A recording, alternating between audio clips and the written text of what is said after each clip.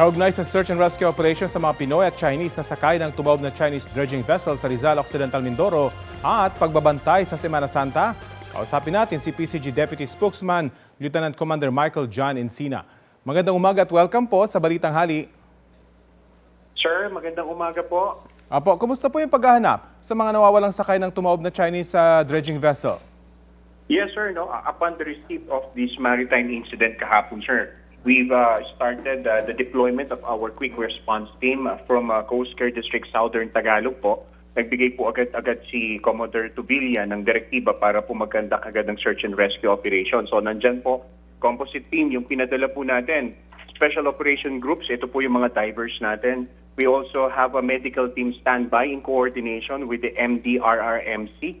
Katulong po natin sila dyan. At ito pong ating Marine Environmental Protection Unit in observance po at saka po dito sa anticipating po natin ito pong possibility of oil spill. So today po din meron na po tayong barko ng Coast Guard po na naka-standby deployed dyan po sa incident area. Tukoy na po ba kung ano yung naging problema kaya lumubog itong barko? As of the moment, sir, we focus our operation on the search and the rescue one. Kasabay po nito yung ating mitigating measure for possibility of oil spill. With regard dun po sa investigation na kinakandak, meron po tayong initial investigation na ginagawa in coordination po dun po sa mga na-rescue agad-agarang nakuha ng Philippine Coast Guard. Sa ngayon po, ang ating focus is sa search and rescue and oil spill mitigating measures po natin.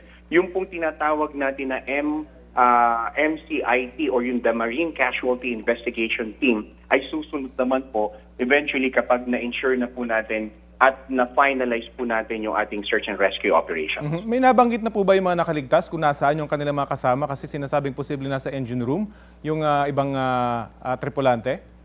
Well, isa po yan sa mga plannings na gagawin po natin. No? May mga drillings and boreholing po tayo doon na gagawin sa hull po ng barko para ma-ensure po natin kung nandun po ba yung pong natitirang 10 tripulante nitong Honghai 16. Again, sir, just to clarify things up, this vessel is not a Chinese vessel. This is a Filipino flag vessel. Nakarehistro po ito sa ating bansa. Meron po itong Filipino crew at meron din pong Chinese crew on board during the conduct of their dredging operation. Okay, so Philippine flag siya. Pero sand carrier nga po ba itong vessel na ito? Yes po, dredger po ito. Sand carrier, tama po kayo dyan. Opo, meron po ba tayong impormasyon kung meron namang kaukulang permiso itong dredger na ito at ano yung business nila? Saan dadalhin itong mga kinokolekta nilang mga buhangin? Kung meron lang kayong impormasyon. Sir, kasama po ito dun sa investigation na gagawin po natin ng MCIT natin. We are also in coordination na po dito po sa shipping company po nitong vessel Honghai 16 para po din sa tulong na mai-provide po nila dito po sa ating mga crew, Filipino and Chinese, for their respective assistance. Meron na rin po ba tayong koordinasyon sa Chinese Embassy kaugnay nitong kanilang mga citizen? Well, kasama po yan sa nilalatag natin ng mga measures natin para po ma-providean din po natin ng necessary assistance. Ito pong mga Chinese crew, we are also in lateral coordination sa ating DFA for that. Abangan po natin yung drilling operation na inyong binabanggit. Mapunta naman po tayo sa Semana Santa. Kumusta po yung monitoring nyo sa mga pantalan sa bansa? Well, this 13 April, sir, nag-increase na po tayo ng heightened alert status. Ito po ay direktiba ng ating komandante, si Admiral Ronnie Hilgaban. Ang lahat po ng 17,000 Coast Guard personnel will be deployed during the Holy Week. We'll be providing pre-departure inspection.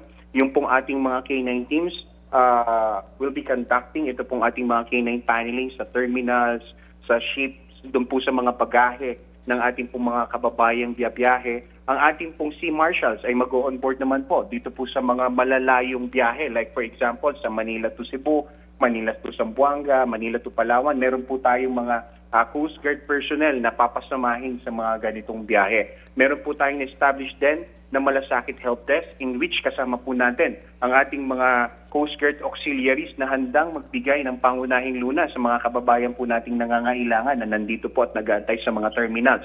Mahigpit po ang ating implementasyon ng direktiba ng ating buting Secretary Vince Dizon regarding po dito sa overloading policy. So no overloading policy po tayo, no? Yung pong pagbebenta din po ng tickets over kumbaga yung pong sobrang pagbebenta ng tickets ng mga shipping lines po natin ay atin din pong minamatahan. Kaya ito po ay panawagan natin sa mga maritime stakeholders po natin na wag na lang po nilang gawin, ano? At mahigpit po ang ating inspection sa mga ganitong polisiya natin, especially sa pag-influx po ng ating mga pasahero. And I would assume pati po sa mga maliliit na mga pantalan kung saan mga bangka lang yung bumabiyahe, ganun din po kahigpit ang PCG. Yes, tama po kayo dyan, sir. No? Distributed and disseminated po yung no overloading policy po natin. Aside po dito sa mga pagbabiyahe ng ating mga kababayan, we are also looking dun po sa mga pangunahing beach resorts. No? Hindi lang naman po yung mga passenger ang kinikater po natin, pati na rin po yung mga vacationers. So we are conducting recreational safety enforcement inspection dito po sa mga beach resorts para ma-ensure po natin na may mga lifeguards, may mga first aid personnel po sila na agad-agarang makapagbigay ng lunas kapag po may mga nangangailangan. Naka-deploy din po yung ating mga Coast Guard rescue swimmers dito po sa mga known beach resorts all over the country. Okay, that's good to hear. Maraming salamat po sa oras na binahagi nyo sa Balitang Hali. Thank you very much, sir. PCG Deputy Spokesman Lieutenant Commander Michael John Encina.